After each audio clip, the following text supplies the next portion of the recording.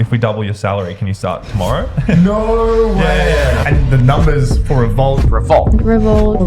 Your sales numbers were going up and through the roof. 1 million, 2 million, 5 million. $9 million in a day. Oh my God, this is crazy. Do we have to bleep that? Who it was for, I've heard like numerous private jet trips. I've heard a $200,000 a month mansion in the Hollywood Hills. There was another house. There was 2 houses. We'll find the Zillow listing. And put it up. Yeah. Private chef and people smoking weed and the TV was blasting. This is fucking insane. Yeah, was this like the calm before the storm? The clients just got bigger and bigger and bigger. This trip unlocked how you guys got Mr. Beast as a client. Absolutely. He was like, oh, I want to see like 100 t-shirt designs by tomorrow. Not just clothes. Let's do skincare, chocolate bars, alcoholic drinks. This is awesome. Like no one here is over 25 and they're all like making money and they're having fun and they're living with their friends and like this looks like the place to be. That was the first time you went on a private jet? Yes. Was it like cool? That was awesome. Because we were starting to grow quickly and things started to, not look so super good. We didn't know at the time, but like some financial issues happening, merch stopped selling, the money stopped flowing like it was. It was pretty obvious that things were going to end, I suppose. So I didn't actually finish high school. What? Yeah. to jump to that.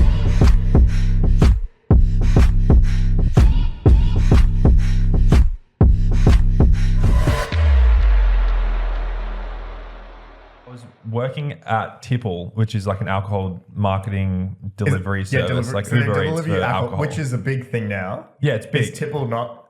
They were like the first, and they got bought by 7-Eleven for I think like $40 million or something, or half acquired. And then wait, what does half acquired mean? 50%.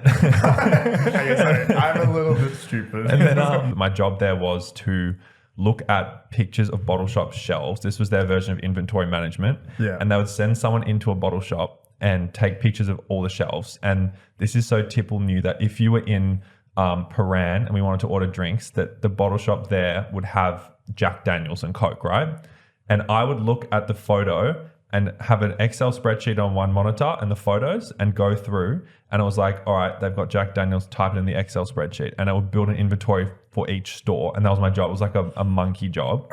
And that sounds really boring. It was so fucked. But how much did you get paid to be Tipple's bitch? I think it was 35 grand a year to start. Wow. And I was like, I was so hyped about that because it was like my first proper job. And I got the job by messaging their customer support. And I was like, oh, like I've been running this Instagram page. It's got this many followers. And like I also did a pharmacy delivery company. Would love to just come in and chat. And then luckily they were on like a skeleton team because it was like, I think it was just COVID, 3 brothers that founded it. And one of the brothers was doing customer support. And he was like, actually the head of operations or something. I can't remember what it was. So like I literally got to message the head of operations directly through the customer support. And he was like, yeah, sweet. Like love the hustle, man, blah, blah, blah. Come in and have a chat and then interviewed. And then they were like, yeah, this fuckwit's going to do this like image inventory job for 35 grand a year. Like I was probably like getting like they have Sri Lankan web devs as well, and I was probably on the same. Why did you look at me? I was just we stick with each other anyway. Sorry, I was probably on the same like pay as them. Like this mug will just come in and do it, and I thought work was like 9 to 5 and you have a 15-minute break. Like you actually are on the screen fucking going for 8 hours. And that's what I did. Like, so you were you know how people say we've got AI doing that? They actually mean like we've got an Indian doing that. So is that kind of... Like legit, I was the Indian. That's what you're doing. Right. Yeah, and that sucked. And I slowly like started chatting to them in the office more. And like luckily in COVID, it was just the CEO and the head of marketing. Yeah. And I like insisted on coming in just so I could like learn from them and whatever. But actually they're just busy and in meetings, so you can't learn much. Anyway, I worked there and then they gave me a very generous pay rise to $45,000 a year. Yeah. Wow. And this is Australian dollars. Australian dollars, yeah. So for us, so it's even less. Those British people, it's 22 of your hard-earned pounds. But the 30,000 or something, that's like minimum wage here, right? I'm pretty sure I was on minimum wage, but 4 days a week. So it ends up being like slightly less. So I was doing uni as well. So slave labor. Yeah. It was horrific. But one of the guys, the head of marketing, he was a legend, was like, oh, surely you don't like doing that image stuff. And I was like, I had never worked a job. I had no idea that you could actually be like, oh, I actually wouldn't mind doing a bit more of this or a bit more of that. And I was like, oh, this is my job. I do the image and the blah, blah, blah. Yeah. And then he was like, In yeah, your do you want to case. do some more marketing? And I was like, yeah, that'd be cool. And then like he taught me everything about like Facebook funnels and emails and stuff of like a 3-day boot camp. Yeah. And then I started doing that for Tipple and all the emails and happy hours and build out a whole new campaign for them. I think they're still running it. And So you got promoted yeah, to like being a less I of was a a bitch marketing and into, like- intern. This is you got promoted to what you're actually like good at. Yeah, yeah, Like yeah. this is the stuff that you're doing, like brand building, and kind of is cool hearing when people get jobs without submitting a resume, because that's what I think like regular, like that's like the regular old fashioned method of getting a job, and people think, you hear like people our age and even younger and stuff always complaining that I've applied to like 300 jobs. And it's like, okay, but what are you really doing? It's just a piece of paper going into Yeah. a big piece, Pile of- a stack of paper. Yeah. Why would you expect to get a job if you're doing that? I don't know. So when you say you got it through just going on the website, talking to customer support, I got my first job just DMing someone on Twitter. Yeah. Andre, how did you get your first job? Were you a resume cuck, or were you an alpha like us? No, I wasn't. I wasn't a resume cuck. So Tipple was your first job, right? Are we Yeah, talking about first first proper jobs? job. First proper jobs? Yeah, first jobs, yeah. Okay. Yeah. So in high school, I'll start with high school a little bit. In high school, I was just a bit of a nerdy kid. Spent a lot of time on the computer and Nerdy? nerdy. No, couldn't believe tell. it or not.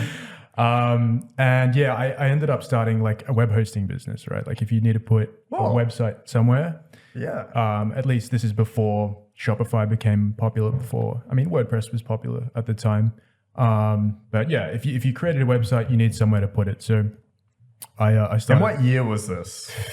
To give people some perspective. I think 2013, 2014. Whoa. So like So this nearly is like 10 when years ago. websites, like, it was actually, you couldn't go on like fucking Squarespace or something. No. Yeah, Squarespace wasn't really that popular then. Yeah. That's crazy. And it did all right. Like, I was under 18 at the time, so it wasn't like a registered business or anything like that. Nothing proper. Did you do or this with like a professional. friend or like classmate or something? No, Or- I did it by myself. I started off doing it with a friend, and then he went off and did something else. But at its peak, it did like 3,000 a month, which is a decent. And what, you would have literally been like 14. Yeah, but yeah, when you're in high school, that's That's yeah. fucked. if you want to ask Yeah. where that money is now, if you're under 18 and so I was mainly accepting payments through PayPal. Yeah. Wait, we went through the exact same thing, but I'll let you, yeah. I think a lot of internet kids do, Yeah. Especially when, your parents are like, what the hell are you doing? Spending all this time on the computer, making money.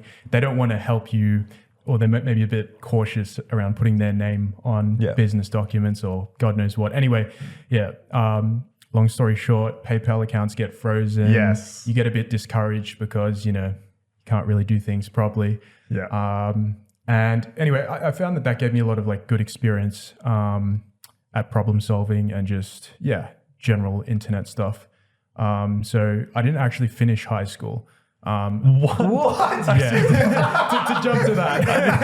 That's sort of like, once I did that. Did you know that? No, I did not know that. Yeah. I didn't know that. I did like get, I think they call it ungraded, where you don't do. That sounds good. Yeah. Yeah. They call it dumbass. Yeah. Wow, really? So you didn't finish high school? Yeah, dude.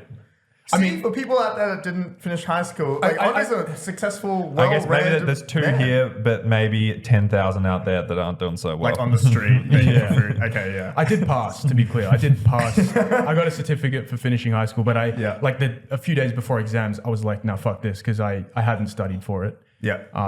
And that was a really depressing time because I was like, what the fuck am I going to do with my life? Yeah. I know what I wanted to do, but like, how am I going to get there? And I've just, wasted time in VCE doing nothing. Anyway. Wait, so when you say you didn't finish school, And what were your parents like? Were they like, so what are you dropped doing? out or something? Or like, what? No, so I did, sorry, I should rephrase. I did finish. I didn't get an ATAR, which is what we have. Like in Yes, the US, what is it? SAT score or whatever? SATs. Yeah. Yes. So yeah, I did. Wow, so you're actually underqualified. I am Fucking unqualified. Yeah, underqualified. 100%. Oh, Yeah. okay. It's getting like more and more fitting. The name. I was of the worried about podcast. like my uni grades, and he didn't finish high school. So Dude, yeah. Yeah, so you didn't go to university, right? No. And then did you? You Yeah. went to university? Okay. Yeah. I also went to university. But so during that time, I'm assuming a lot of people in your grade were like going to go to uni, or do people do trades in Victoria? I'm from Queensland. I think trades are big, but- and honestly, I would have made a lot more money. Yeah, we all should have done trades instead of going to We university. should all just be fixing up fucking plumbing and electricity. University like kind of ruined my life. This is Yeah. wait, I know we're jumping all over the place, but my PayPal account also got frozen. I've talked about a bit of my lore in some other videos about me doing Minecraft servers in high school. But I had $14,000 in my PayPal account. It got frozen, and I had to go to my school principal. I forgot what her name was now, but we had a meeting, and then I talked to her about this, and then I had to get her to like write this, like I am under 18. Like they didn't believe I was under 18, Yes. like a minor. Yeah. And so A I was 14 like, grand is like $1 million for a 14. yeah, for like a person in high school. Yeah. And then, so shout out, she said that I would become like an inventor or something. I didn't, unfortunately. So Inventor of Yap. Yeah. yeah, inventor of yapping. My first job wasn't a traditional job at a start, like working at a startup. I like worked for individual people. Did you ever have like just like a regular job? Yeah. And then, okay. So a few months go by after finishing or not finishing high school, however you want to put it. And obviously I'm looking for a job. And I actually got one through a friend of my mum's. That's a classic. I heard about this guy who was had this startup making software for horse trainers, and like horse racing is a big thing in Australia. He told me a little bit about this a few weeks ago, and I was like stunned because I was Crazy that he's just like walking around and like would know all of this detail about horse racing. I just don't know. Yeah, you don't use it now. Yeah, I didn't pay a whole lot of attention to the actual horse racing side, but basically my job, it was like customer support, customer success. The whole thing was like make software for horse trainers to run their business, and for the owners of the horses to communicate and get updates on the horses that they own and things like that. Wow. So flew all around like Australia. Whoa, they like flew. He got flew out. I had to You go flew out? see the horse trainers and like show them how to use the software and things like that. So honestly, at the time it was like, what the hell am I doing? Yeah, that'd be great. Talking to farmers and People are like in a university lecture, and you're out flying around milking horses. And I know what I'd rather be doing. I'd rather be milking. that's crazy. Yeah, no, it was good fun. At the time, I was a bit, I was questioning why I was doing it. But, it turned out I did learn a lot from it, and it was valuable experience. And it was a job. Like you didn't want to be like a horse breeder the rest of your life. Like that's not. Yeah, I mean, it was more like tech side. Like I was focusing on. I eventually focused a little bit on the product of things. Right. Like interfacing with customers, you learn about, what they need. I guess at the end You of can the day. add like a vertical and you start turning them into meat after they're like not usable anymore as well. The horses. Yeah, the horses. Peter. But so I did that for about a year and a half, and then I moved on to some other tech company doing customer success again. Yeah. But where I really wanted to be was in the creator space. I did YouTube a little bit growing up and things like that. Okay. Did you not know that? Can we go into like let's segue into it's like all the like cringy YouTube stuff that I think did we all do this? I didn't, but I definitely watched one of your videos when I was like probably 16 or 17. What? Yeah. No way. Yeah, definitely. No way. No, Ed, you're just making this up for the podcast. Are you being serious? I remember, maybe 18. So I got into trading stocks like when it was like just that boom, everything was going up, and I was like, I'm a fucking genius stock trader, and same with crypto. And it was like Afterpay and like a couple of other things, and our friend who we're very close with. That is, he wrote, and that's how you're here, I think. But he wrote a thesis on Afterpay, and it was at $10, and everyone was like, oh, PayPal is just going to add in like a 4 times payment thing, that's going to kill it, blah blah blah. Yeah. And a couple of years later, it was $100, and his thesis was that it would 10x from $10, and then anyway, he wrote that with someone else, and I think that's how. I think you reach out to him, and we're like, oh, like what are you up to these days? But I think the YouTube video, like it was you doing like a financial model or something. I did do a financial model, a very loose financial model. It wasn't really a financial model, but it was like for a uni student. It was like, hey, I was teaching other people how to use Excel or like Google Sheets or whatever the fuck I was using. Yeah, I'm pretty sure I like went because I was doing commerce, and I was just like, I hated the way it was taught, and I was like, surely there's something on YouTube, like because I liked watching YouTube tutorials and stuff. Yeah. And then I think you came up with like a discounted cash flow model or something. Like, I can't remember what it was. It wasn't as sophisticated, but when you said you watched my YouTube videos, I was thinking of not those YouTube videos.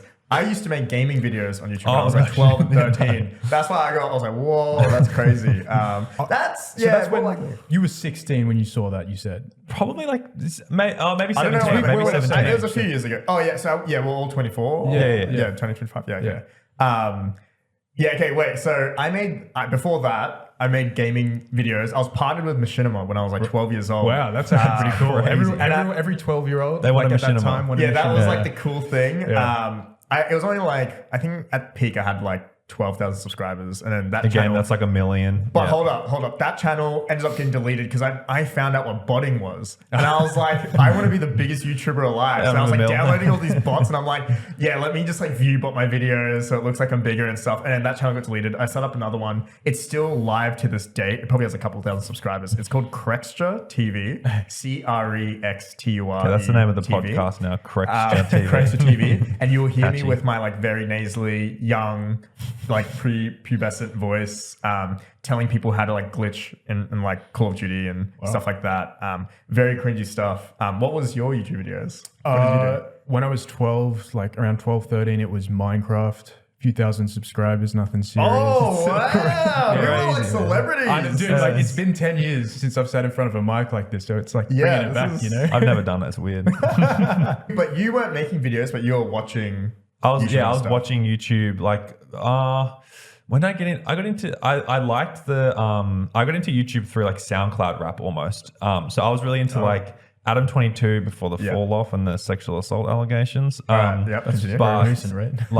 so SoundCloud rap and like LA vloggy people. Yeah, okay. And like I never watched like Logan Paul or anyone like mainstream people, but I tended to watch Adam, couple of SoundCloud people, and then like lots of podcasts. I love podcasts, and now you're that was when I was like 18 though. So like I really was not early on the YouTube channel. I've watched YouTube since I was like 10 years old. All the everyone's talking about like Filthy Frank and like Max Mofo and stuff. I did not watch them growing up. Yeah, okay. So Tipple, horse sass app. So I remember meeting Andre. The first time I met Andre was I'd got this DM from a guy, and obviously I haven't gone into the Instagram page and stuff that I run, but that's like the main funnel now of like, you know, meeting people and stuff. But sorry, you do have to go through that Instagram page because you mentioned it before, but you didn't say what it is. well, so I started that in 2014 when I was like, I loved Tumblr and like all the aesthetic stuff and like Lana Del Rey and The Weeknd, like it was huge back there. It was like a whole that was the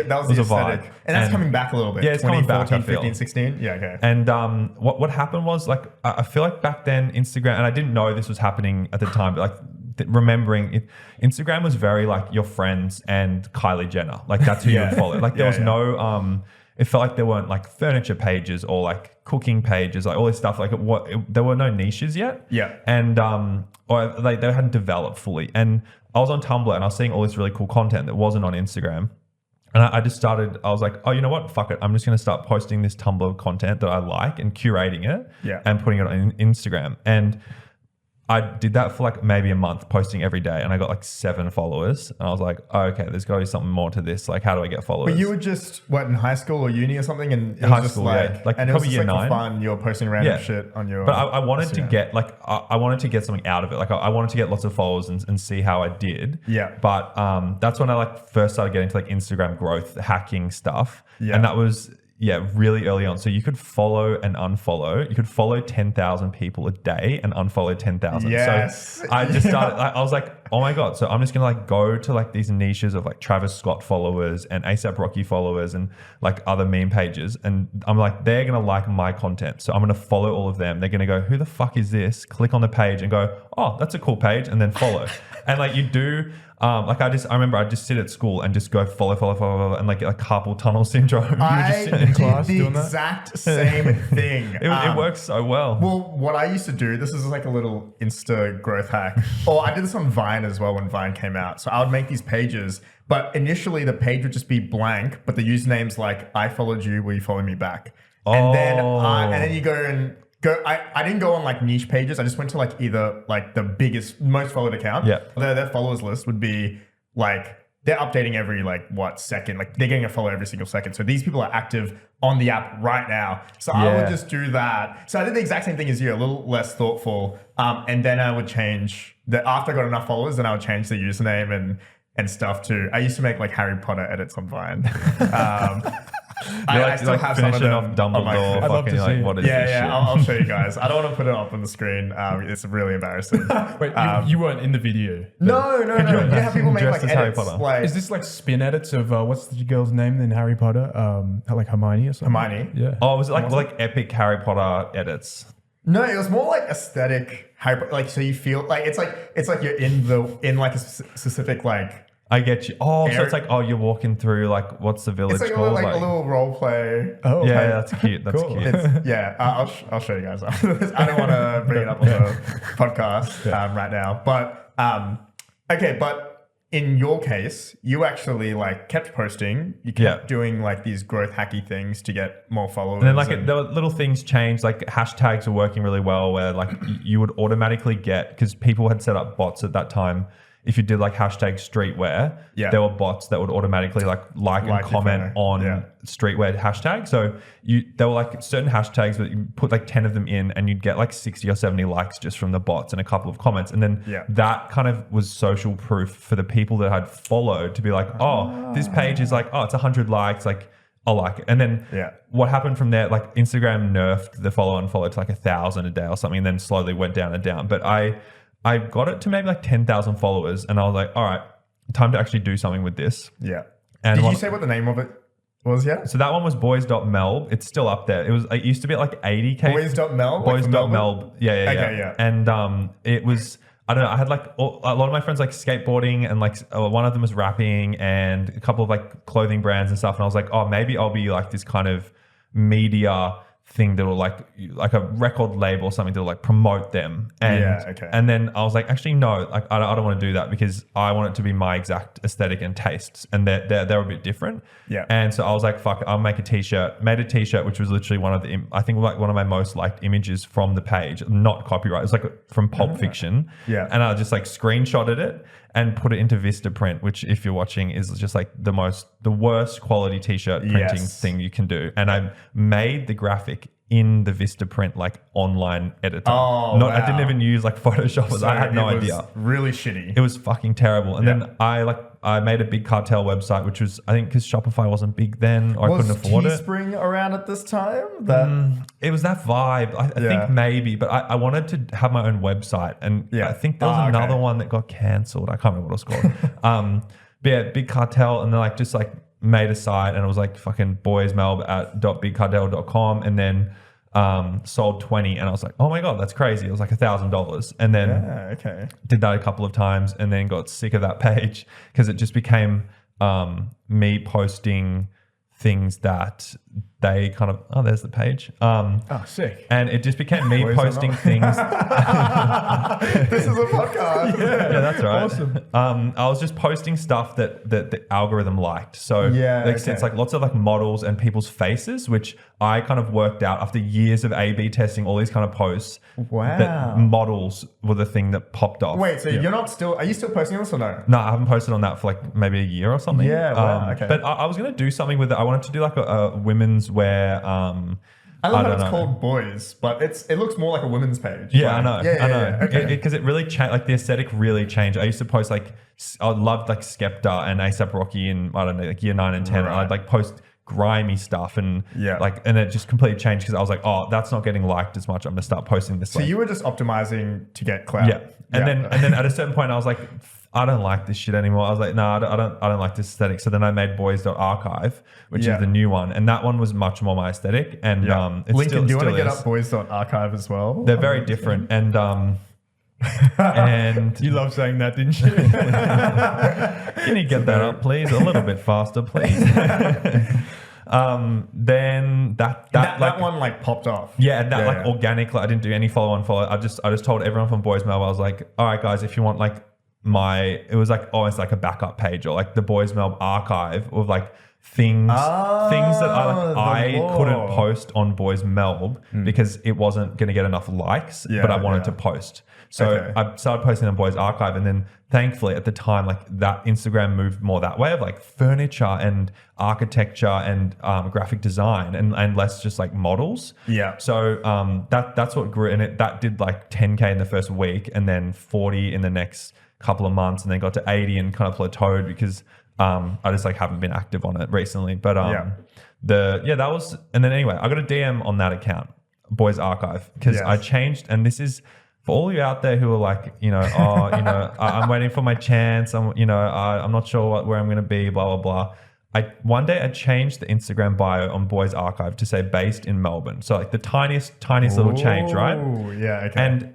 one day someone followed me, this guy called Sam, who was my old boss or one of my old bosses. And he DM'd me and said, oh, hey man, like I really love your page. Didn't know you were based in Melbourne. Like we should catch up. yeah. And I was like, oh, who is this guy? Tap on his profile and he's got like 50,000 followers. And I was like, the fuck is this? And I scrolled through it, like didn't make sense because it was just like a guy's Instagram page, like pictures with his friends and his car. And like, it wasn't like, I couldn't work out what people were following him for. Yeah. And then I think there was like Misfits in his bio, and I looked up who the Misfits were, and it was like this YouTube group, and I was like trying to work out what his involvement was and stuff. And anyway, we talked for like probably 3 or 4 months, and I was on that 35. long, really? Yeah. Like it was back and forth for quite a while, and it was more so just like him wanting to network. I don't think he was from Melbourne, and he just wanted to like meet people and like my page. And he was a creative director, so he was obviously getting inspiration from me. Yeah. And we ended up getting coffee a couple of times, and then he's like, this was during COVID, and I was at Tipple on that fucking. I think I just got my up to 45 grand a year, so I was living it up. I was fucking spending it up. And he's like, yeah, come over for dinner. And it was outside of my 5 kilometer radius. I just remember this. It was that exact night. I first met. Okay. We're getting to it. He's like, yeah, come over for dinner. And I was like, okay, no worries. And it was all a bit weird. Like I didn't know anyone there. Dude, and like there were all these people, and I was like, well, whatever. But it was out of my radius, and I was really like anxious that I'd get pulled over by the police because people were getting like $5,000 fines. And if you're from America or wherever, Melbourne had, I think, the strictest lockdowns in the world. Yeah. This is during 2020. This was 2020, yeah. Oh, okay. And 2021. 2021, yeah. Yeah. And so like I was like, oh my God, this is gonna be a $5,000 dinner for me. Like I'm gonna get this crazy fine. Yeah. But I was like, nah, it's fucking worth it. Like go meet them. Like and at that point there wasn't a job on the table. Like it was more so just like, I think I could sense he was like sussing me out for something, and I was like, yeah, I'll just get to know these guys, whatever. At this point, have you met other like internet-y people? No, This is- I'd so been this is very the like first time you're anonymous and Yeah. like I knew some like really big like hidden NY. Me and him used to talk all the time. We don't anymore, but he's got like millions of followers and now he's huge. And we don't talk Not anymore. We don't talk about And So you're talking to people, but like, no, but you were just like texting them. You yeah, weren't like meeting them I in was person, messaging kind of influencers and stuff, and like trying to send them my t-shirts and all this. I think that's one of the things that held me back was like, I think people are a lot more likely to engage with a person as opposed to like this faceless meme page thing. Yeah. Agreed. Yeah, there's the Boys Archive. There we go. But I don't know. I drove to this dinner and I walk in and there's like, it's in Brighton, which again for non-Melbourne people would be like one of the upper class suburbs. It was their house. It was their house. Yeah, that you were going to someone's like house. Was it like a nice house? Like what was? It was like that, that kind of like new mansion. Like I would not say it was tasteful at all. It was just like big, lots of bedrooms. Young people that have stumbled into money. Yeah. Get a legit. house like It's like this. it's like classically LA fucking Yeah, like, money house. I call them hollow wall houses because you always knock on the walls and they just sound like cheap and Yeah, it's got kind of the flashy. polished wood Yeah, floors okay. and they've got that smell and like they're never cleaned that well. I don't know. And walk in and they had this room, like a big room where you would put like a long dining table and have like a family dinner in a big room full of e-scooters, like probably 20 e-scooters in this room. And I was like, okay. Someone hustling here?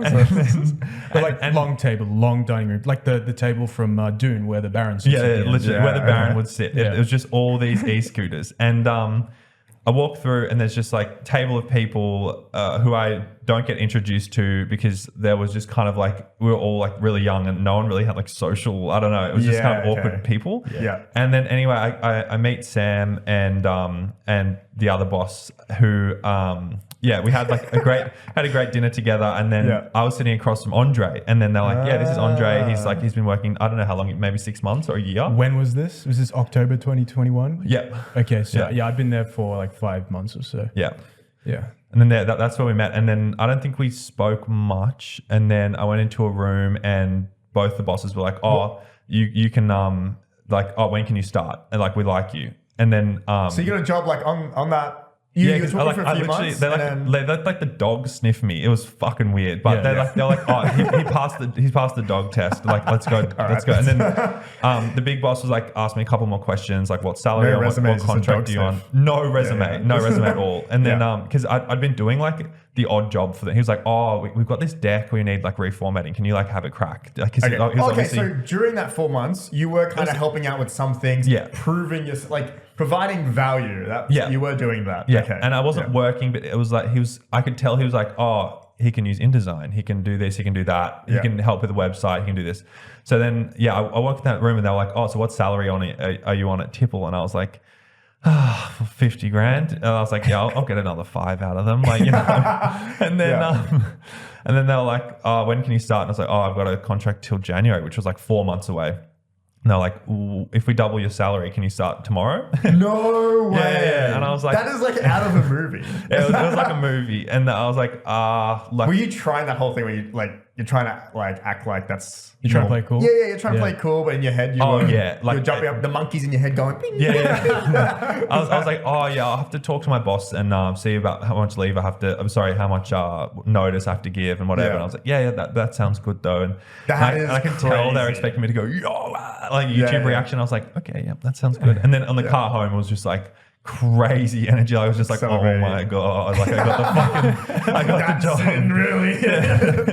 Yeah. Wow. Can I say that night when you sat down at that dinner table after you first walked in? I remember looking at your facial expression. What was the first impression? I could tell that you were looking around like quite, a bit shocked. Yeah, I was like, what the fuck is it? Oh, and then didn't mention e-scooter room and then private chef making dinner. And then there was like Zuckles was there, who's a YouTuber, and I think he's actually how Andre met everyone. And like Zuckles was smoking a cigarette at the dinner table, and it was like a private chef, and people were smoking weed, and the TV was blasting like car repair videos, and like I was like, this is fucking insane. Yeah, that would have been. But it was also really, I was like, this is awesome. Like all these people, no one here is over 25, and they're all like. Looks like they're making money and they're having fun and they're living with their friends, and like this looks like the place to be. They're doing things on their own terms. Like they don't have a boss. Like they're just and they're just making money out of like kind of thin air. It's not like there's no like company. It's not like Tipple where I'm assuming there was an office and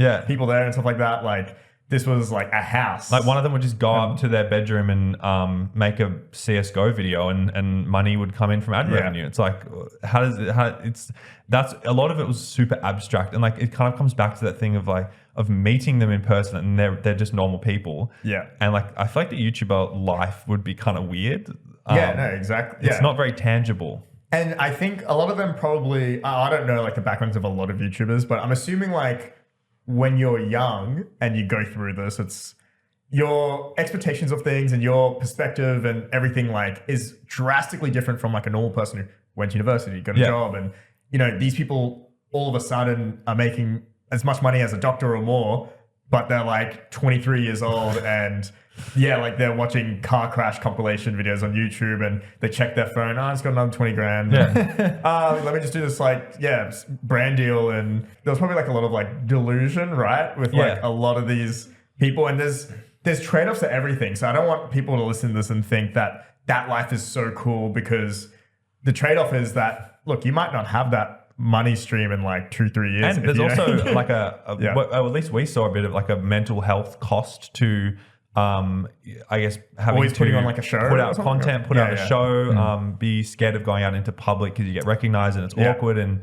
like lots of things, and just kind of being in your room on your computer all day isn't going to be good for your mental health. Can you explain what Revolt did? So these people that were in this house, why was there YouTubers there? Like, what was the business? And you mentioned Zuckles before. Yeah. He's a good friend of mine. So he's a YouTuber. He's a pretty YouTuber. big, couple million or something. Yeah. He's fucking massive, wasn't he? Yeah. Yeah, and I was watching the YouTubers, the main Rust YouTubers as well, and Zuckles was one of them. He was like massive at the time. Okay. So he was a Rust YouTuber. He was a Rust YouTuber at the time. Yeah.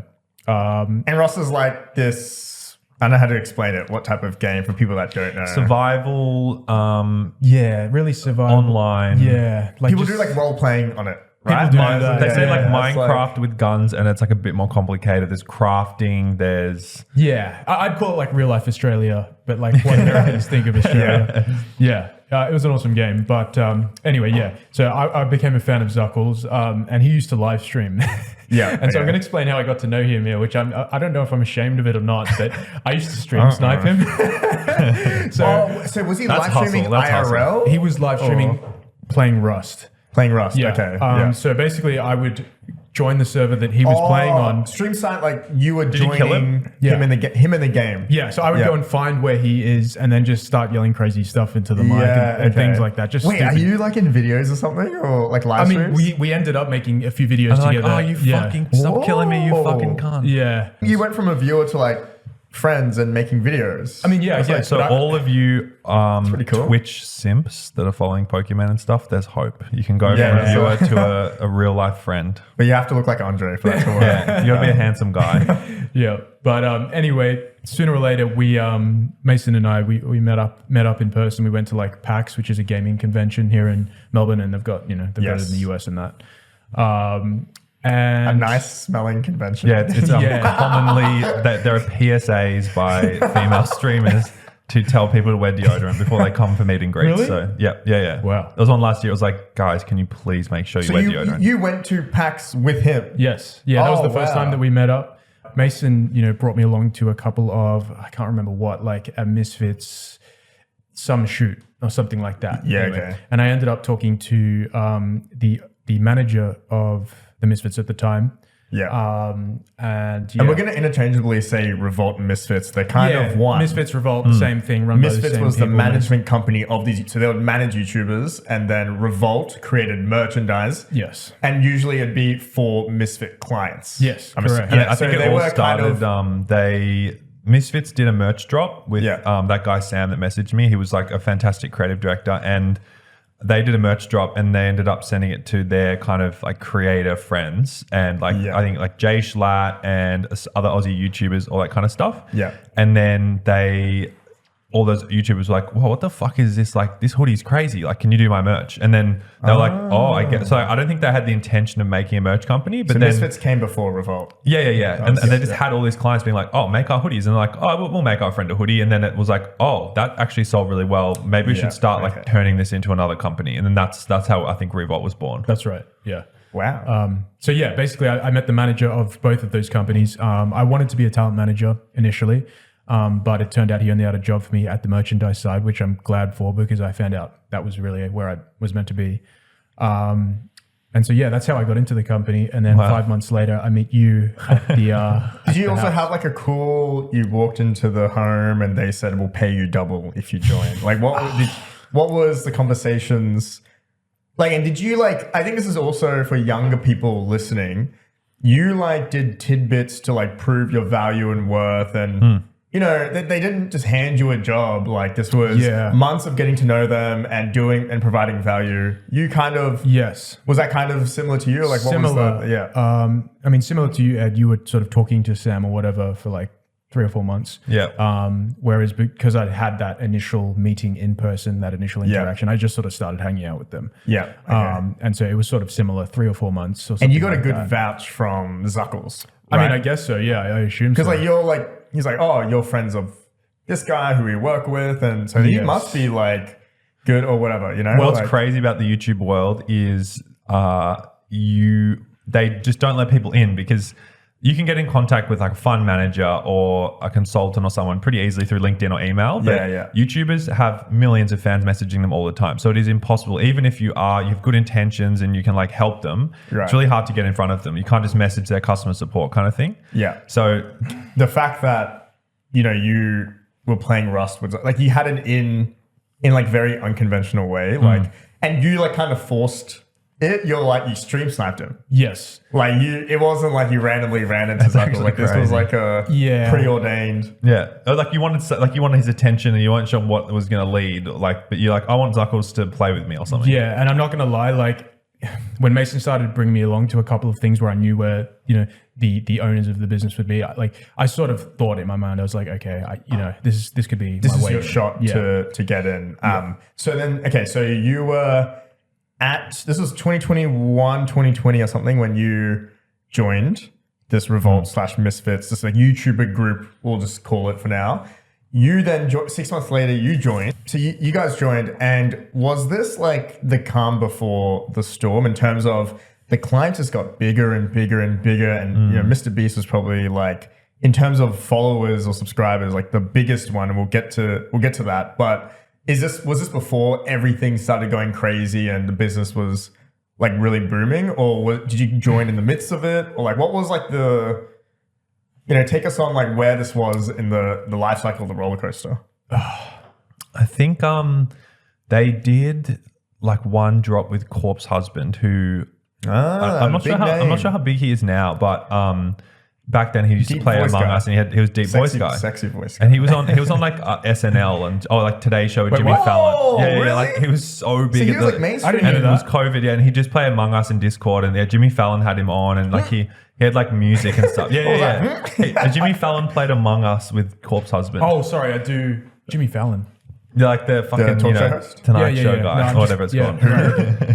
Who is he? Jimmy who? Pull up Jimmy Fallon. Okay, well, so Corpse Husband was I think he was like one of the first drops for them, and he did like some disgusting, like 50 shipping containers worth of hoodies or something mental. And okay. So he sold like a stupid amount of merch. a lot. And then I think what happened was they pretty much just brought in clients that could do those volumes, but instead of having one client, they had 15. So I remember I've seen like Shopify numbers from like online sales. Yeah, there you go. Corpse playing. Who else is that? Okay. Yeah, it was crazy. And Which one's Corpse? Corpse is just that anime. Oh, so character. faceless. No one knows what he looks like. I mean, you guys know what he looks like. No. No. Oh No. Wait. Am I not? Bleep. Bleep the shit out of that. Bleep all that. Yeah, that's Okay, not so anyway, good. But no. So they did the Corpse drop, and then I think that was when they were like, "Oh, this could be a business." And like they brought and so I saw these Shopify numbers that were like $9 million in a day kind of thing. I was like, "Oh my god, this is crazy." do we have to bleep that, or we can leave No, that in? it wasn't. I won't say who it was for, but Yeah, so someone did $9 million in a day. yeah, in sales, raw sales. I think this would be very because I'm interested. I think people are interested in this, the creator economy merch stuff, on how this is structured. So in terms of Misfits / Revolt, the agency that creates the clothing for the YouTuber, is it a profit split with the YouTuber? Is it a revenue? Like, how does that structure profit split? work? And is that standard profit split? That's standard. Yeah, that's what it feels like. And then I think it was about 80-20 was one, but then like you would obviously gear that, like if the client was smaller, it'd be like 70-30, and if the client was bigger, you'd 70 90-10. to the client. 70 to the client, yeah. Okay, yeah. I mean, if they're even small, it's like 60 they get. Yeah, because then Revolt's like, look, we're like, we have all these fixed costs. We're going to need 40%. Like, we're going to need double our usual, just to like, Revolt takes less if the client's bigger. The client's bigger, Because the clients are like shopping around merch companies. And then like one called Fanjoy, which I don't think exists anymore, would be like, oh, we'll do 65-35. And then Revolt was like, fuck you, we'll do 80-20. And then Revolt would get the client, and then obviously they'd make a bit less money, but it was still profitable. Yeah, okay. And at the time, so you just mentioned one competitor. What about like, I know like Jeffree Star has like...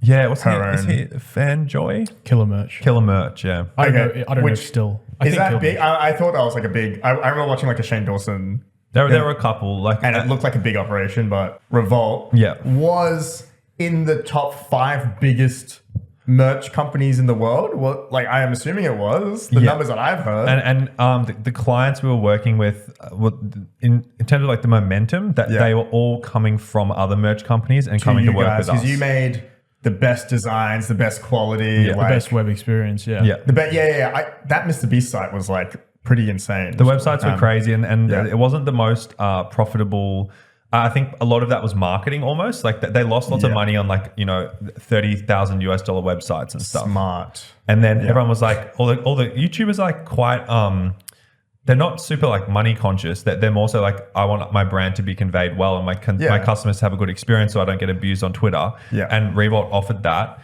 And this was during a period where YouTuber merch seemed like it was going from Teespringy, let's quickly just give out, like, let's just sell shirts, to like, I want to sell, like, when you wear this, it resonates with me, the brand, and the community, and there's a lot more. And it's like, now I want like a clothing brand instead of just like a merch. Like, that's why they care about the quality and the web experience. So it seems like YouTubers were going in that direction, right? And that's why you guys were winning business, because you were providing that 360 full, suite type of offering for these guys. Is that some? That's definitely right. I think a lot like YouTubers were also really focused on merch as well, because this was all playing out during COVID. Yeah. So like no one could go out. People were spending a lot online. MCYT, or like Minecraft YouTuber, was blowing up. I didn't know that was a thing. You didn't know? Yeah. MCYT. All right, Minecraft. I thought people knew that. That sounds really cringe now that I just said that. Oh, dude, that really inflated. They were Revolt crazy, sales those numbers. guys. Yeah. Like that makes a lot of sense. Yeah, COVID. And this was, now we know of like Prime and chocolate, Mr. Beast chocolate and stuff like that. But this is before the whole switch. Like everyone was, when they thought about, let me create a business like a YouTuber, they're like, let me sell clothes. Yes. It wasn't, let me sell other type of products. And I feel like me and Andre went to LA together for a business trip, maybe I want to ask questions about this in trip. like April of 2022. And we were both like, we really felt this, like, we've got to start making things that aren't just merchandise. And they'd done a ukulele, which like Tubbo, this Minecraft YouTuber, made a ukulele.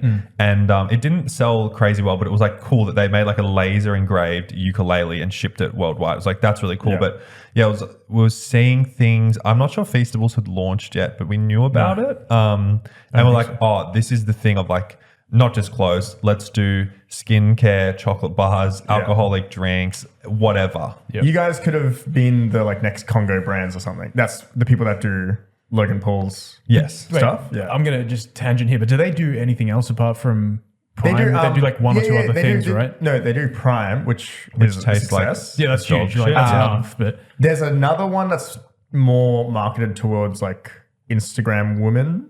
I think he did one with Kim Kardashian. Is it a drink? It's a drink. Yeah, I've seen it. And I forgot, it starts with A. I never heard of it before. I forgot exactly. Is it like bubbly writing? I don't remember. I think producer Lincoln might be researching this right Congo now. brands. Yeah, they did one with Congo Kim brands, and then on their website they will have a bunch of their brands. But anyway, are they from the Congo? They're true Midwestern white guys. Cultural appropriation. I think. Anyway, but. So you saw this was happening. You guys went to LA. Yeah. You saw these YouTubers, you saw their fans, you saw the fans buying, and the numbers for Revolt, 1 million, 2 million, 5 million, 9 million. If you scroll up, Lincoln, what is the name of that? It's called like Alani or some shit. Yeah, Alani isn't it? But what does it say there? Does it say Alani? No. Yeah, Alani Nutrition. That's right. Alani Nutrition was the before partner. Prime, Alani Nutrition, I'm pretty sure did $100 million in revenue. Wow. Like, I feel like that it's not here. What do you mean it's not here? Like, it's in not distributed here. I don't think it's a big thing in Australia. No. Wow. I think it's like a pretty big brand in the US. I think those Congo brands guys are billionaires. I don't. Must be. And they might be like maybe among the youngest billionaires in America. Good on But we'll see. I would love to have them on. This is a Congo little billionaires. shout out. I don't know what the names are. I followed one of them on Instagram, but I don't think he responded to me. So please come on. Regardless, you guys went to LA. Think you saw this coming on, like merch and everything like that. Revolt your sales numbers were going up and through the roof. Can you tell me a little bit about this LA trip? Because I've heard some stories. I don't know. Well, we can cut this bit out if you guys don't want to talk about it. We can. I don't think there's anything we can't talk about. But I don't think it was too crazy, that trip, was it? Well, no. okay. Well, we did some cool things. Can I just outline what I've heard? Yeah, sure. I've heard like numerous private jet trips. Okay. I've heard a $200,000 a month mansion in the Hollywood Hills. Correct. Yes, There was that's right, lockdowns yeah. happening here, and they're like, let's get on a jet, Fully and locked down. go to LA. Yeah, like had to get like special permits to leave Australia during COVID, like for business reasons and that sort of stuff. That was the first time you went on a private jet. Yes. And then what, was it like cool? That was awesome. Because it's like all these like young guys in their 20s. Dude. And like, that jet was the first jet that we took from Melbourne to LA. That's The first jet. a 14-hour flight, right? Like, Yeah, that's yeah. a long flight.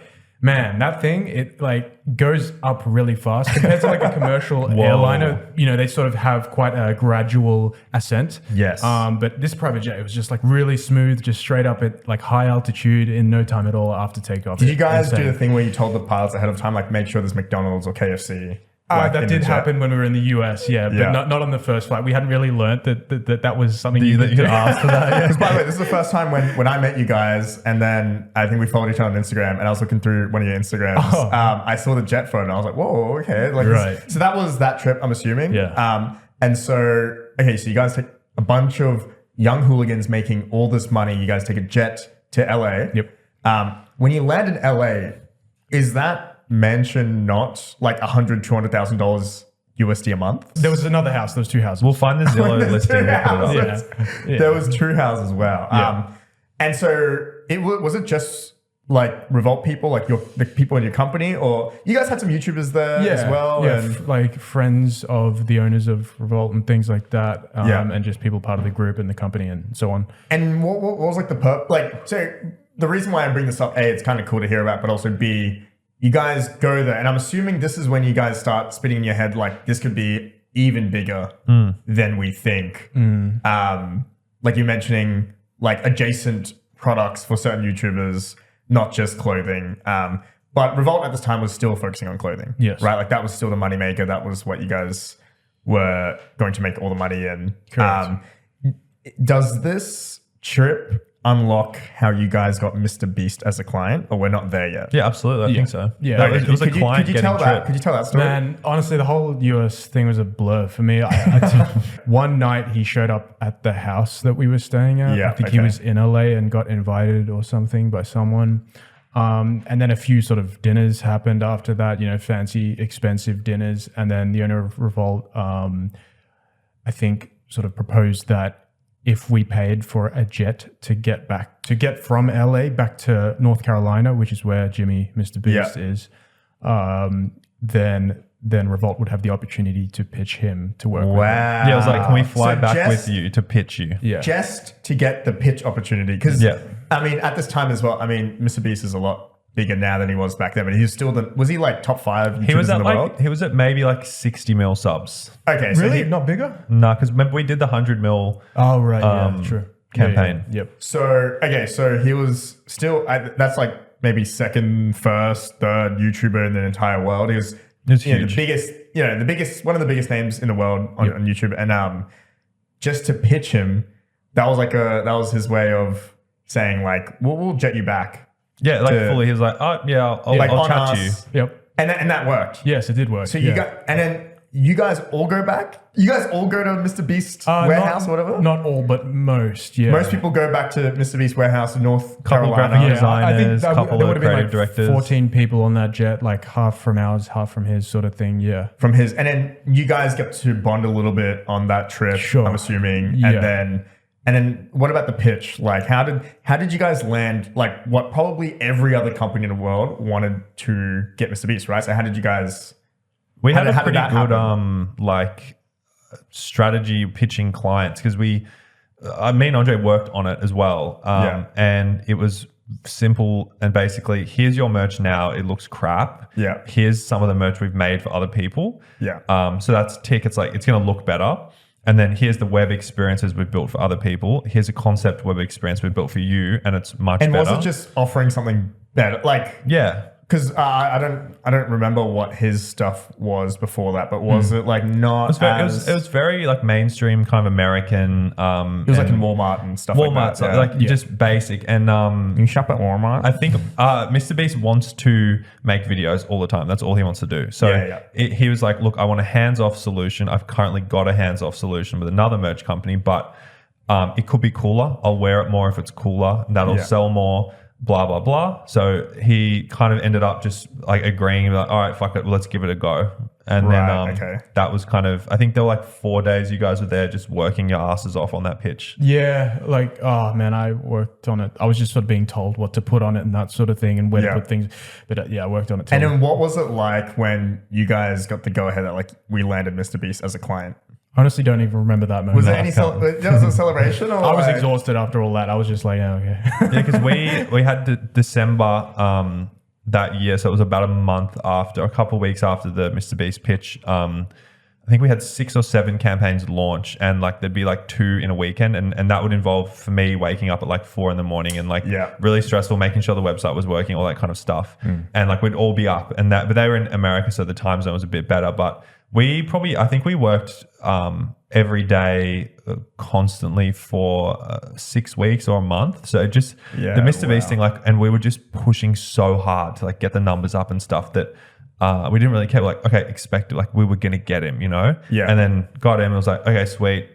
Let's actually make it. And then he was very picky with designs and stuff. So I remember I think I was the campaign manager for Mr. Beast, and one day he messaged like the manager that we were talking through, and he was like, "Oh, I want to see like 100 t-shirt designs by tomorrow," and I had to be like, "Okay." That is crazy. And I ended up just messaging like anyone I've ever made a t-shirt with before. And I was like, I'll pay you $500 per design. Like make me, and this is for a Shrek campaign. It was a Mr. Beast Shrek collaboration. Yeah. Because Mr. Beast liked Shrek and bought like the rights to use it on merch or something. Didn't know that. And so we had to make Mr. Beast Shrek merch, and that was a fucking nightmare. And so I had my friends working on Shrek logos that said Mr. Beast, and I think I've seen this. it was hilarious. Yeah, okay. I wish we kept one because and that's kind of leads to when me and Andre went to LA together directed by Zach. Shout out Zach.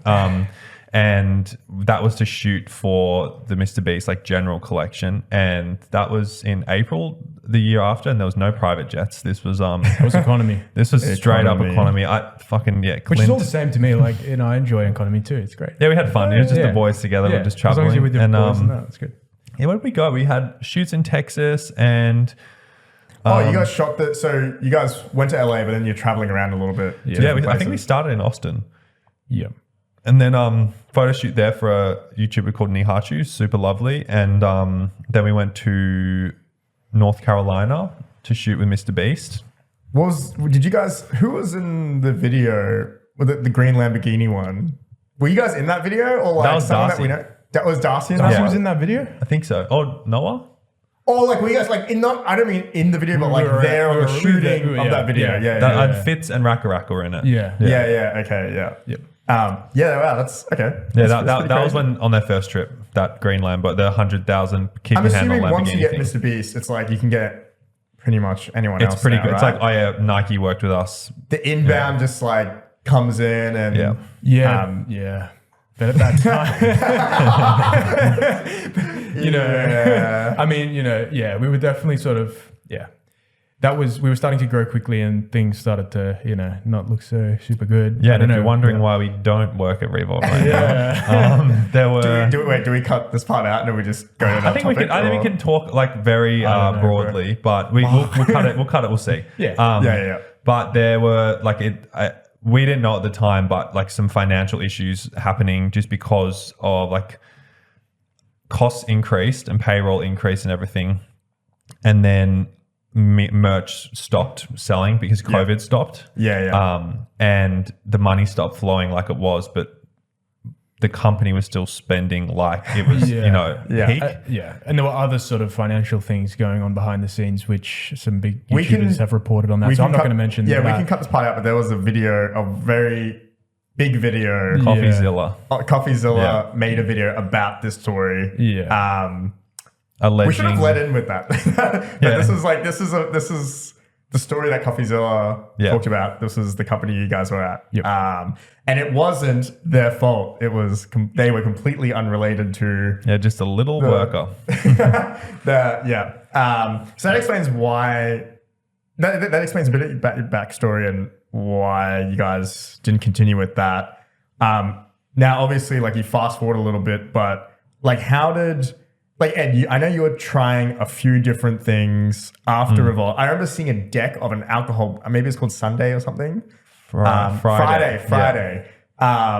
So you were like trying to do that. I think Well, maybe you're that trying was to during. that was with Revolt. Yeah, You're trying to so do? Revolt like fell apart basically. Yeah. Within a very like it was within a week or something. We all resigned. And I left, you left, and like one of our yeah, other I think friends Andre left. left like on the first of the month, and then our friend left on the on like the third of the month, and then I left like a week after, and that was like that was really tough because I feel like we had a fantastic culture there. Like we worked well together. We were really motivated, and things just like felt quite weird over the last like month or so before we all resigned. But it was like quite scary because, like I said before, the YouTube world's very closed, and you want to stay a part of it. And when we all resigned, like I didn't hold any relationship. Like Andre held the relationship with Zuckles and stuff still, but like I didn't hold any relationships. So I was like back into normie startup world, and I was like, I don't want to do that. Like I don't want to go work for 70 grand a year as like a marketing or social media manager or something. Like I want to go back. That stuff was really cool because I was super underqualified. Little plug for the podcast name.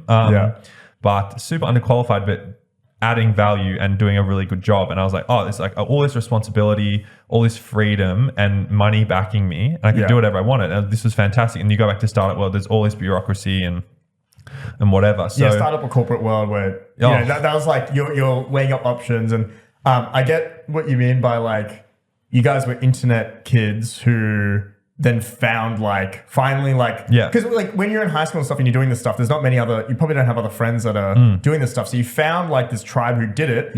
And when you add on like the success and the like intensity and like the fun, and then that kind of starts going away, you're like, I want to go back to that. Like everything about like the everyone had watched the newest like whatever CoffeeZilla video, or everyone had watched the newest thing. Like we could all talk about it, and that was like we all like secretly little nerdy, like watching YouTube and like talking about YouTuber products. And like you can't really do that with everyone. And it just fucking like went away. I was like, oh, this is shit. And then, but 3 months before I left, I'd started working on an alcohol company for Australian YouTubers, almost like a white label thing of like, what would this look like? And I like built the deck. I talked to some investors and stuff, and I was doing this with. And and so we were working on that with the boss from Revolt, and a big part of that was having this group called Cold Ones involved. And like if you're listening, I'm not sure if you guys know Cold Ones or not. They're like they kind of pretty big YouTube duo. Big YouTube duo. They drink, they play drinking games, they try TikTok products, whatever. They're huge. I think they've got like 10 million followers across all their channels or something. And they were like, if you were making alcohol, you need them because they're alcoholic YouTubers. And I'd been told by my boss that these guys were like involved. They're like, oh, sweet. And I'd seen they were friends and stuff. So I was like, okay, this is awesome. Turns out they didn't want to work with us at all. Like they barely even knew about the project. I think my old boss was like, what's the word? Like overemphasizing how strong the relationship was or whatever. And you put in some work. I remember seeing the deck and you guys put in some work and thought into this, and we'd planned out like the whole thing. It was like from everything from launching in Australia to taking it to America and who we would get it, all the logistics, everything, alcohol partners, and then. But thank God because I worked on all this stuff, and then Revolt ended. I was back into normie world, and then Noah, who we all know, I was playing poker with him one night, and I was talking like, oh yeah, I've been working on this alcohol company for Australian YouTubers. I think Cold Ones are going to be involved. And he was like, oh, I haven't heard about that. Like they haven't told me about it. And then I was like, oh, okay, what the fuck? And then anyway, fast forward, he's like, oh, I was with dinner with Chad from Cold Ones the other night. Do you want to come and meet them? And I was like, okay, that's cool. Go to their office, meet them. And then they were literally like, oh, so like, what have you know, like we want to make an alcohol. Like, what does that look like? Blah, blah, blah. And then thank God I brought my laptop that day because I had a full deck. Like I just had everything so you ready. Were prepared. And like I didn't even realize I was going to have to show them the deck and I just like got it up. I'm like, this is what it would take. This is what the startup costs are. Mapped it all out for them. And they're like, oh, okay. So this was like a pivotal moment. This is like when you said yes to meeting Sam and going up to the house. This was like another one of those.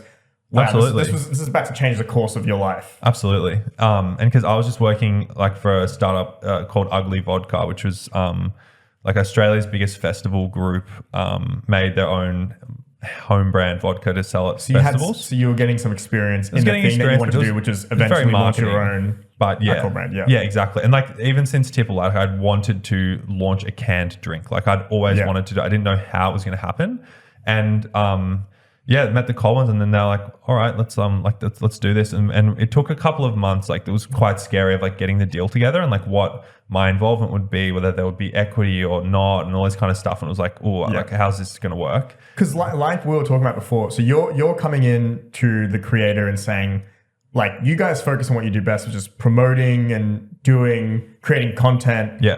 I will take care of everything else in terms of like making the actual can and how we're going to distribute it and blah, blah, blah. Like, and a lot of people are probably wondering that are not from this world. Like, they're probably thinking like, why doesn't like a Mr. Beast or why doesn't a Cole Ones just why don't they make their own clothes and why don't they make their own alcohol? But like you said, this is like, it's very hard to do that and, you know, your YouTube Full-time videos content creation. Yeah, content creation. Like it's probably like, it's almost impossible to do that in-house. And that's why these people, that's why like these content creators will partner up with like people that are business savvy and have the capacity to actually do this thing. And like you focus what you're good at and they focus on what they're good at. And that's what works. And that's what worked with Congo brands and like Logan Paul and KSI, right? So just to like clear it up why people, just to like answer. And if you're a YouTuber listening to this, it makes a lot of sense to have someone who's especially in alcohol, same with beverage, like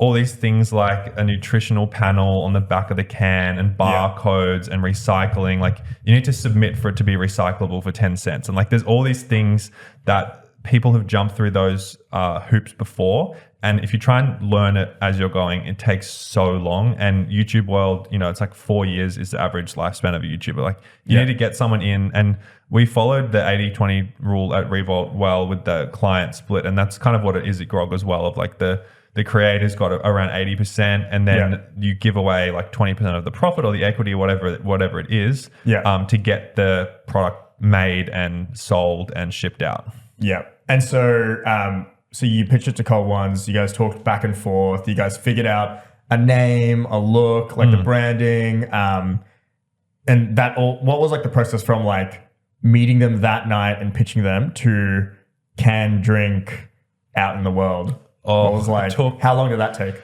It took like 11 months, I feel. Yeah. Wow. And it was really, really tough. And then getting the right like regulators to like tick it off and all that kind of stuff. And then there were kind of 3 months where you taste a peach flavor and you're like, oh, it's a bit sweet. You send it back. They take another 2 weeks, send it back. And it's just back and forth and back and forth. Same with cans, like it's certain ways they can get printed. It's like back and forth, back and forth, back and forth, just this stressful waiting. And then like I knew what drops were like just from working at Revolt, and I was so nervous for the grog drop, which was on September 1st last year. This is when like the fans got to come and try grog, or this was the proper online drop, but we did a tasting event, which was super stressful as well. That was another like because that's like the first reaction, right? Of like and that we were so nervous for that, and that was like a surprise meet and greet with 1,000 people, and like Max and Chad were shells of human after that. They just had to meet 1,000 people in a day, which I could not do, and I remember you guys did a really good activation at, was it PAX? Yeah, PAX. And I remember coming to that, and you guys did a pretty good job. That was like a full on. Did you guys get like an agency to set up all the? Yeah, they were called Boom Studios. They did a really good job. And they just built all those like cutouts and. But it seemed like exhausting. Like there was a lot of fans. Yeah, there's a lot going on. That was a meet and greet as well, right? Yeah. But no, I think it's like insane how quickly you went from that deck I saw about another alcohol brand to now what you're running now, Grog, which is like, it's the fastest growing creator brand seltzer in Australia, right? Like this is like... yeah, I'd say so probably. It's like, you're like, oh yeah, let me just do the math real quick. Because you got better beer. It's been, how long has it been? It hasn't been like more than 18 months. It's been very quick. 6.5 months. Wait, it's only been 6.5 months? Yeah, because it was September last year we did the online launch, and then we were only in stores in December last year. So it's been like... I think it's insane also when we go into stores and then we see... Like, don't you feel... like, is that kind of weird when you go into like a physical store and see a product you help make? Like, it's like that thing again though of you just... you just become desensitized. Like for 11 months, all I could think about was like, that's going to be the best thing in the world is seeing grog on a fridge. Like it's going to be there. Oh my God, this is going to be crazy. And then now I'm like, oh yeah, whatever. I don't care. And then the first store, I was like, that's so cool. It's in a store. And then it's like 550 now. I'm like, okay, but I want 1,000. And it just keeps shifting forward. Yeah. Which is good. Keeps me motivated. But yeah, it'd be nice to feel that kind of gratitude or whatever. So we've Ed is now, he went from sad place, what am I going to do next, to now running grog. Thanks to Noah. It's solely due to Noah. That is insane. Shout out Noah. We all love shout out Noah. to Noah. He'll come on the podcast one of these days. Andre, after Revolt gone, you went a different route. Yes. First of all, that first like week or two or month or whatever, what were you going to do next? Was it completely different to what Revolt was, or for a month I contracted just helping out another merch company that I was friends with, that I had friends at. Wait, was this like a competitor merch company? No, not really. It's like a Shopify competitor, like a platform sort of thing. Okay, yeah. Yeah. So I did that for a month and I thought, maybe I'd have a shot at talent management. Yeah. Looked into that. The original thing you wanted to do. I forgot about that. Yeah, the original thing I wanted to do. Yeah. And I sort of dabbled with that for like a couple months and it just didn't really stick. And you got another private jet trip out of that. I did. Was it? I did. Whoa, Andre! Yeah, so we can chuck up a tally up there, Lincoln. That is 2 private jet trips for Andre, 0 for me. That is insane. Tried talent management for a little while. And then, before we left Revolt, it was pretty obvious that things weren't going to end well. It was pretty obvious that things were going to end, I suppose. Yeah. I'd sort of not been working there for a fair while. And I was like, okay, well, they're clearly not doing anything anymore. I ended up hearing from a few of the clients and it sounded like nothing was going on. So I was like, oh, well, I sort of learned everything in that business and I know exactly how to do this. So I thought, I'll start a merch company. You were like, I'm going to do what Revolt did, but minus the bad stuff. The bad stuff. Yeah. And you're going to LA, you're going to Austin, you're building relationships with these creators. Yes. Where they would have enough trust in you to go like, you know what, I'm gonna whatever you're doing next. Yeah. I want to make sure that you're making my merch. Exactly. Yeah. Funnily enough, though, it's been a year since I started working on it, and I haven't actually worked with any ex-Revolt clients yet. That's happening now. That's starting to happen now. So it's all new clients, but they knew of you because you worked at Revolt. Yeah. I already had a bit of credibility, and had to sort of do the work of explaining that I wasn't driving a lot of the issues at Revolt. How many people were at Revolt at the peak? What was the head count? 15? 15. 15. Yeah. Something so you're like, all right, let me go ahead and do what Revolt did, but basically on your own. Yep. And you probably don't want to share the numbers, but I shared numbers with me. It is insane how much revenue that you've done as basically a one-man shop. He loves sharing numbers, doesn't he? It is... yeah. Sharing numbers. But isn't that you must be like really proud of what you've been able to pull off. It's been painful doing it myself, and I've learned a lot about myself and what my weaknesses are, and what I need to hire for. And that's only been a really recent thing. In the last weekend. If you can help Andre, I'm looking for an ops manager. this is a call out to reach out to him. Yeah. Seriously, send your job applications. He'll hire you. It's legit. Yeah, I'm looking for someone. So, but you basically, so you are the BD where you're going out and getting clients. Yep.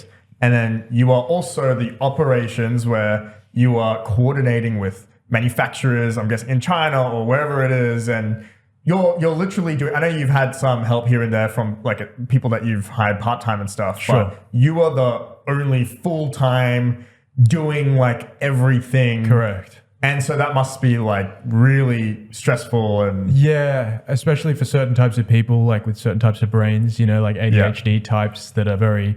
They can I can hyper focus when I have a few things on my plate, but when I have 20 to 50 tasks, I just freeze up and suck.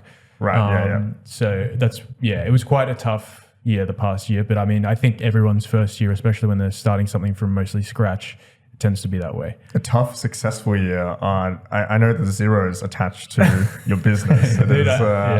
That is, Andre, you should really be really proud. That is insane to do it. Absolutely.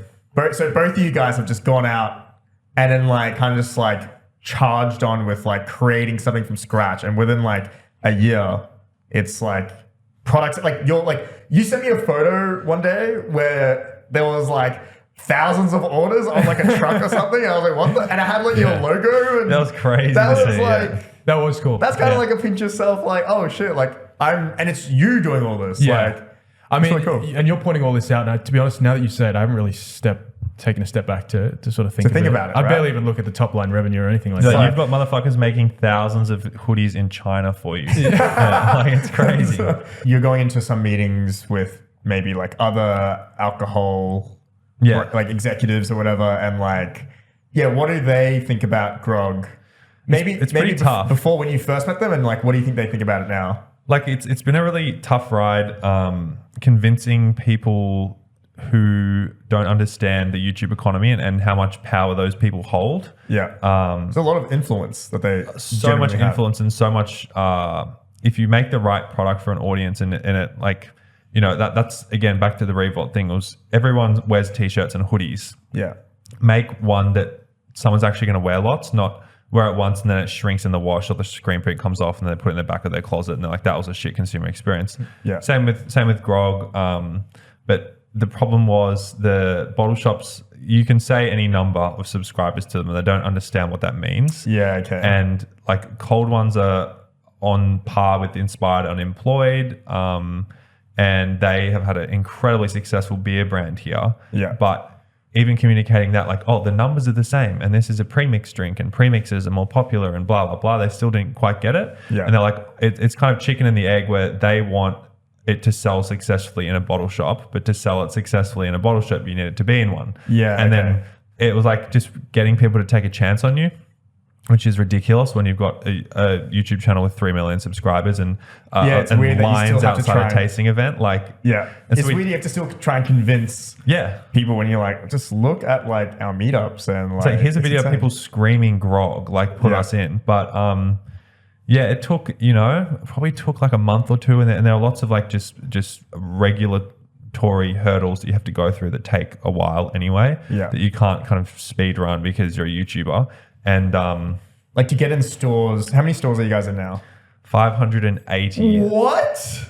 Yeah. Wait, what? But we'll be in, at the end of this month, we'll be in 1,200. Whoa, that's more than double. What? Yeah. Wow. I didn't know there was that many alcohol stores. And we're in 100 First Choice, which is the only like major chain. They're big in Queensland, and then it's all independent stores. That is insane. So like Ishan's bottle shop and fucking. Do you know how many in total like stores? Like what's the TAM of like how many stores you could be in Australia? So you've got, because the growth story is beyond Australia. Like you guys will go into other regions. Yeah. So the TAM for Australia is a lot smaller than America, and then that's why I've been spending time in the US trying to set stuff up over there. Yeah. Okay. But because Cold Ones also has a big US audience, right? Like that's 5 times the Australian audience. Oh, okay. I didn't even know that. So yeah, it's huge. Wow. Yeah, Australia's actually quite like a minority for them. So you guys have done really well so far just in Australia. So that's like the big catalyst. Yeah. You guys going over to the US. And part of the whole strategy was basically Australia's a proof of concept. Yeah. And then we take the numbers to the US and go, look, there are these hungry fans here. There's 5 times the number of them, and there's more Cold Ones fans in California than there are in the whole of Australia. Right. So we are like, hey guys, pick us up, put us on the shelf. We've got this huge brand here. We'll make it over there and all that kind of stuff. And it's the same with the UK. And we're launching in New Zealand next week as well. And obviously New Zealand's a lot smaller than Australia, but the per capita is about the same. Yeah, international grogs. That's insane. And it's a volume game. So once you guys get to a certain amount of volume, that's when you really make money. And then there is like a possibility of a big alcohol brand sees how much volume you guys do and how popular you guys are. They're like, let's just add your brand to our collection. Let's buy you guys out. Yeah, that's the strategy. But it's kind of scary living day to day of like, you don't know where consumer trends are moving, and we've just got to keep marketing it really hard and making it as big as it can be. But it's tough to just rely on some giant company coming in. You just want to build the biggest business you can, and then hopefully it works. That happens. You guys want to talk about what are you doing? Are you going to New Zealand, or you've already went to New Zealand?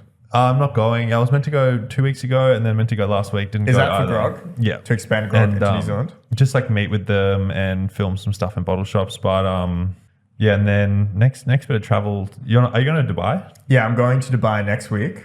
There'll be some. I mean, we won't talk about it now. My last Dubai trip, there were some stories. So when I come back from this next one, we'll be there for like a week or so. There will be some stories coming from that. So yeah, I'll be off to Dubai. You might go to New Zealand, or you got some things going on. What's in the pipeline for you, Andre? I mean, until the next episode, what can they expect? So are we filming one next week? Are we? I mean, Yeah, I hope so. Well, I think we should this get out. Noah on next week or a guest. Yeah, we'll put this one out. We'll see how it does. But regardless, we should at least get to can we commit to 5 episodes or something? I'm honestly Absolutely, happy just doing this an hour a week. Yeah. Yeah, Yeah, me and too. it doesn't matter if no one's listening to it. Just let's put it out there, right? Yeah. Yeah. 100%. Okay, Yep. makes me happy. Yeah. Maybe not next week, but the week after that, or when I get back Maybe from we'll Dubai. have to do cigars to christen the new office. Cigar episode, drunk episode, high episode. Drunk episode would be funny. There would be a Zin episode. Zin. We'll do Zin next. And we'll have hopefully like a logo. We've got to do Ishan thought it was our stepbrother's style photo shoot that's why I'm today. dressed but like this. we're I not, thought, we didn't do the dress code. We're So. going to do a cool photo shoot for the cover art. Can we do cute, funny promo clips for the podcast? Like us three? Yeah, Like absolutely. TikTok dances and stuff like Yep. that? Yeah. That'd be kind of funny? Yeah. Yeah. Just in the lead up to it? Yeah, why not? We should just do some funny stuff. Sure. I'm just thinking of ideas. Okay, I feel like that's the pilot. We're all a bit exhausted. We probably talked for 2-3 hours. Okay. Outro this shit. Bye bye. Yeah, bye.